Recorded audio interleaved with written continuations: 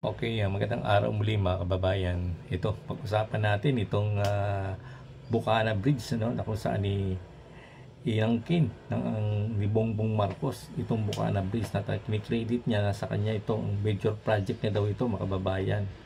Ito at sinagot na siya mga kababayan nitong Vice President Sara Duterte mga kababayan. Pakinggan natin itong para maging malinaw sa atin kung sino ba talaga, no? Kanino proyekto ba ito?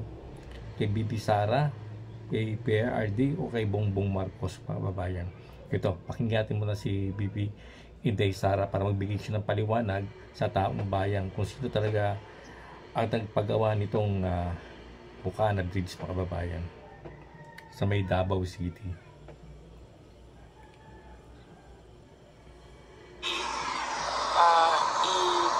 Kwento yung backstory ng Bukana Bridge, and then he said na okay lang naman.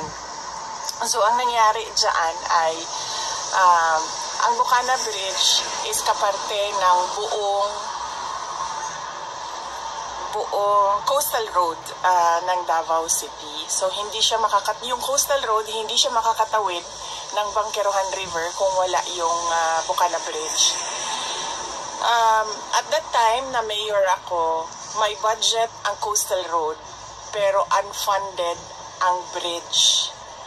And it was made known at the time to former President Duterte that the bridge is unfunded.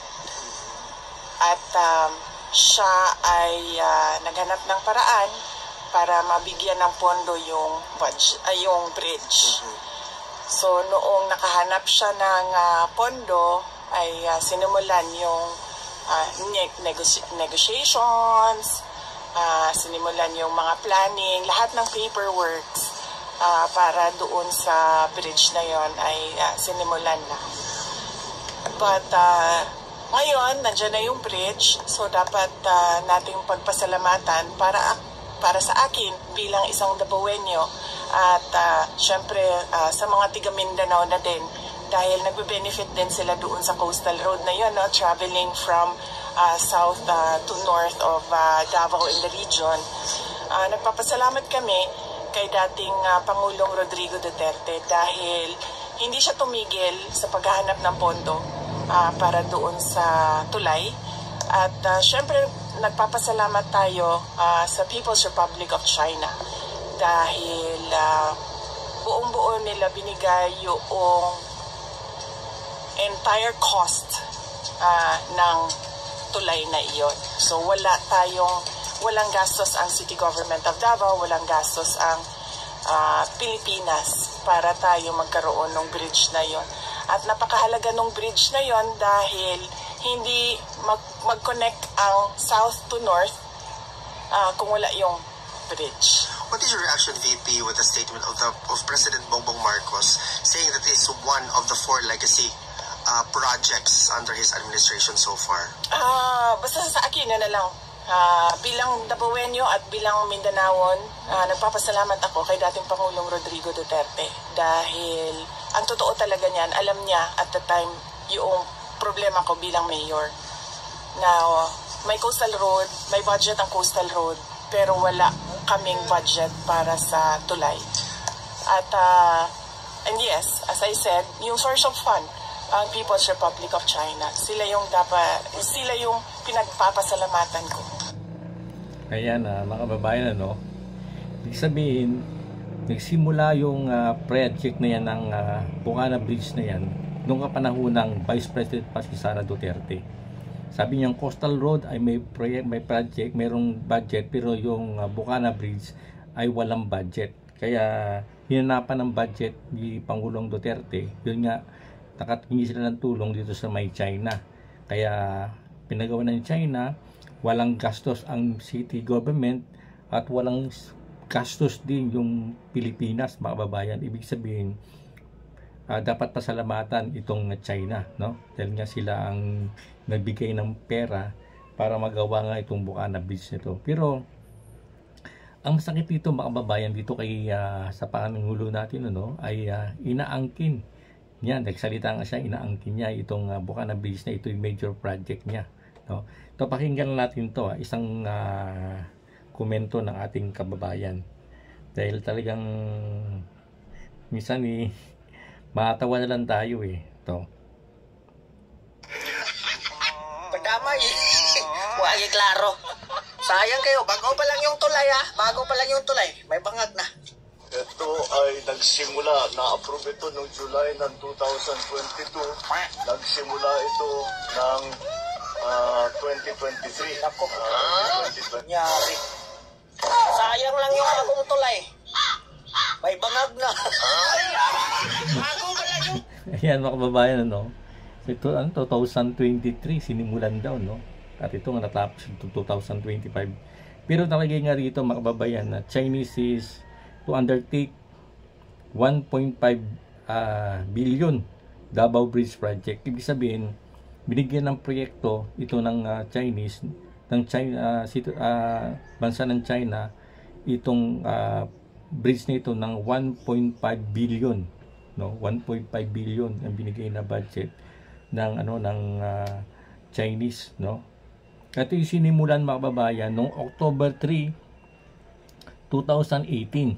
2018 pa sinimulan pala ito. Talagang yung oras dito, alas 2 nag-start ng 2 to 26 PM. Pati oras mga kababayan ay talagang nandito. Ibig sabihin talagang pagsisinungaling mga kababayan itong ginawa ni Pangulong Bongbong Marcos na inaangkin niya. Dapat huwag siyang aangkin.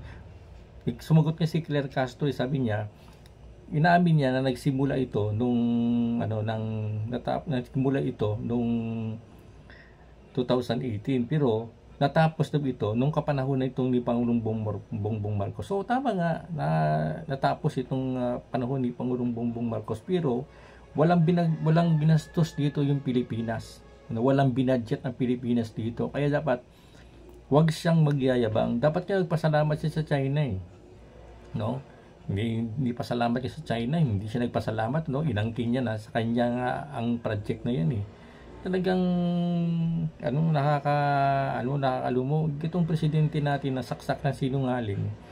Paano ka maniniwala pa sa itong bagay nga napakasinungaling na, diba? Ito isipin pa isang isa pang ito sabi ni Claire Castro, alam naman po natin ang Bukana Bridge ay natapos po sa panahon ni Pangulong Marcos Jr. Tama nga, ang panahon niya 2025, pero nga ang pinupunto natin dito mga kababayan, walang ginastos ang Pilipinas dito, Hindi niya project to, natapos na sa panahon niya, pero hindi niya proyekto to. Proyekto ng Davao to, At si Pangulong Duterte, dating Pangulong Duterte ang siyang naghanap ng budget nito, ng mayor pa itong si BP Sara Duterte.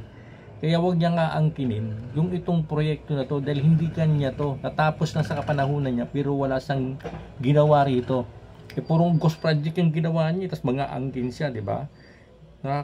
Nakaloko, So, mga kababayan, isa pa sa mga pakikinggan natin dito. Ito, pang-asar ng isang kababayan natin, ito. Akala ko ba galit si BBM sa China? Pero bakit itong Bakunawa Bridge na sponsored nila, inaangkin niya? 2018 pa nasimulan, tapos ang credit sa kanya? Abay bangag nga si tanga! Akala ko ba galit si BBM sa China? Ayan, mga kababayan, Pero bakit itong tama di ba? Galit si BBM sa China At ngayon inaangkin niya na, Kinikredit niya na itong Bukana Bridge, Talaga namang ayan, kayo nang bahala, kasi sa ngayon mga kababayan, talagang yung mga BBM vlogger, ito talagang kino-content nila itong Bukana Bridge nito, na talagang kanila kay Ngagba nga itong proyekto nito. Nako, ewan ko lang kung sa akin lang talagang negative to, di ako naniniwala rito mga kababayan kay Ngagba, kasi wala mong proyektong ginawa to puro nga lang ghost project ito sa may lugar nila di ba, sa lugar nila, sa may bang lugar dito sila Pangulong Bongbong Marcos, doon may mga ghost pati si si Sandro Marcos, di ba, may mga insertion, no? Kaya kini-question nga siya ni itong si Sandro Marcos, kini-question ni Rogelio Rogelio Singson kung saan dinala yung insertion, no? Kasi wala namang proyekto, no? Saan niya dinala? Kaya totoo lang mga kababayan, puro kasinungalingan na lang itong ginagawa ng ating Pangulong Bongbong Marcos. Ayan, ganito na lang ating update. Kung bago lang kayo sa aking channel, please like and subscribe para updated kayo sa aking ginagawang upload video. Wait po.